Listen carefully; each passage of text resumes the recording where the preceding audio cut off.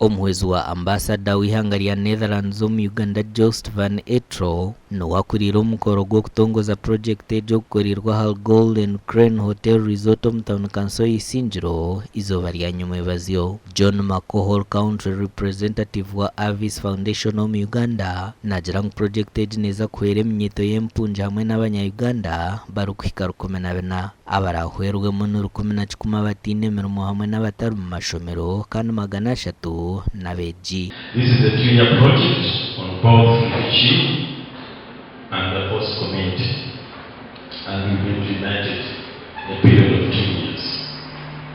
And the aim is to improve the incomes of more than 1,400 youth.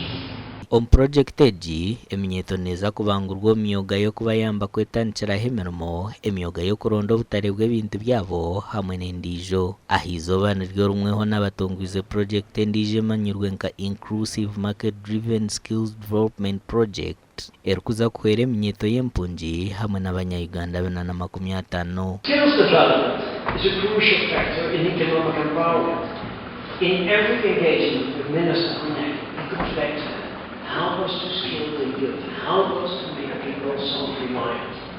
Actually envisions enabling all refugees in Uganda to attain self-reliance and resilience to overcome poverty and dependency through participation in host country economies, and that both refugee and host communities enjoy shared prosperity. Babebembezi ba district y'Isingiro basimire government ya Netherlands hamwe n'ekitongore kya Avis International ahabwa project egi konka bashaba kubonjera obundi buhwezi. Kandi program egi betakarebekere abakwa program egi egenderire kuyamba aha government kurangu yakendeza ibura ry'emirimo omu minyeto namwe hati echaza kukorwa n'ecyo kugira ngo baza kushomesa n'eminyeto okubahindura enteekateeka yabo yo kugira ngo nubwo rabo muto onka tushimiye ko banositama konka kugira ngo muto.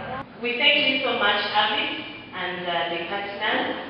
We thank you all other partners that are being involved, UNICEF, the FIN and others. Thank you very much for what you're doing, because na Chivare settlement au project egi erikuza kukorwa erimu empunju zirikwingana 21 kandi nemwe ahari za kampe zirikukirayo obuhango kandi ihanga ryo n'okutwariza hamwe ryine empunju zirikuhika 1,700,000 okuruga omu mahanga gatari gamwe na gamwe. Amakuru aga gashakwa Abdukalim Sengendo.